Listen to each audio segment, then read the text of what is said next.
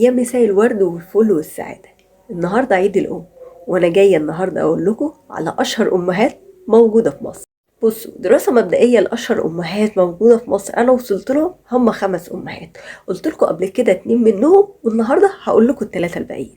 مبدئيا أشهر 2 أنا قلتهم هي أم ترتر وأم لطفي اللي بتنور وتطفي، ودولت هحط لكم لينك كل فيديو منهم في الكومنتات. طيب مين ال3 الباقيين اللي احنا هنتكلم عنهم النهارده؟ اول واحده ام سحلول.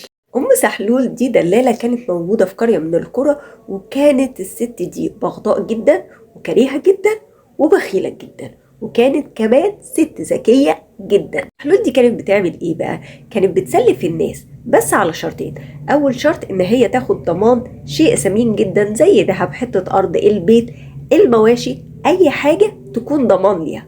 والشرط التاني ان القرض اللي هياخده الشخص ده منها انه يرجعه لها الضعف. ام سحلول استغلت ذكائها في ان هي تتقرب من العمده وشيخ القريه، وكمان كانت بتديهم تسهيلات في تسديد القروض اللي كانوا بياخدوها، وده علشان يحموها من الناس وعشان يكون ليها مشروعيه في قرضها للناس للفلوس واخدها منهم بالضعف. مع مرور الزمن الناس بقت بتتعثر في سداد القروض بتاعتها اللي هي اخدها من ام سحلول، وبالتالي اصبحت ام سحلول مالكه لكل حاجه، وتقريبا ملك القرية كلها. لأن بعض الناس البسطاء اللي موجودين في القرية قرروا إن هم يستغلوا الفلوس اللي موجودة عندهم ويعملوها كمشروع استثماري، وإن هم يحطوا فلوسهم عند أم سحلول عشان تسلفها للناس وترجعها لهم أضعاف مضاعفة.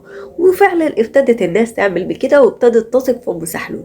وفي يوم وليلة الناس نامت وصحت ما لقتش أم سحلول، أخدت كل الفلوس وكل الحاجات وكل المشتريات بتاعتها وهربت بره القرية. عشان كده لما حد بينصب على حد يقول له عند ام سحلول. بعض الاقوال بتقول ان الكائن الجميل اللي احنا شايفينه الكيوت ده هي ام سحلول. رابع اشهر ست موجوده معانا هي ام علي. مين بقى هي ام علي؟ ام علي طبعا هي اشهر اكله شتويه موجوده في مصر، عباره عن ملفي ولبن ومكسرات، وبتتحط في الفرن وبتتاكل سخنه مولعه وبتبقى تحفه. بس انا طبعا مش جايه اقول لكم ايه طريقه عمل ام علي اللي احنا بناكلها في الشتاء، انا جايه اقول لكم اصلها جاي منين. طبعا كلنا عارفين بعد وفاه النجم الدين ايوب شجره الدر حكمت مصر لمده تصل تقريبا ل90 يوم، بس الشعب المصري كان رافض ده. عشان كده قررت ان هي تتجوز من عز الدين ايبك علشان تقدر تحكم مصر من خلال. ايبك استغلها في ان هو يوصل للحكم، ومجرد وصوله للحكم ابتدى يهمش شجرة الدر، وساعتها شجرة الدر حست ان هي اتخدعت فحبت تنتقم منه فراحت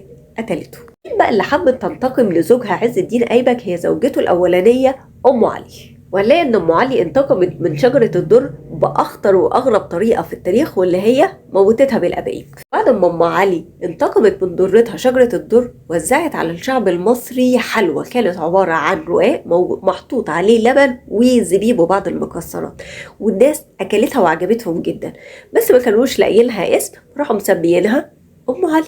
اخر ام موجودة معانا النهاردة في قائمة اشهر الامهات المصرية هي ام قوي. ودي عبارة عن بومة صغيرة الحجم، هي من الأنواع المصرية اللي ليها صوت بيشبه شبه بكاء الأطفال، ودايما بتقوق في الصبح وفي الليل. بس إيه اللي خلى دايما المصريين يتشائموا من البومة أو من أم قوي؟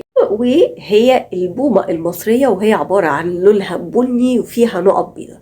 البومة كانت من ضمن الطيور المحببة جدا للمصري القديم، وهنلاقي إن كل كلمة في اللغة الهيروغليفية كانت بتحتوي على حرف الميم. كمان ان البومة كانت من ضمن الطيور المفضلة جدا عند رمسيس الثاني، لحد ما في مرة كان بيلعب مع البومة بتاعته طيرت له عينه. فعشان كده بقينا بنقول على اي حد شخص بيعيط كتير انت عامل زي ام قوي، واي شخص نحس بنقول له انت عامل زي البومة. شفتوا بقى اكتر 5 امهات مشهورة معانا ايه؟ كل سنة وكل امهات مصر بخير.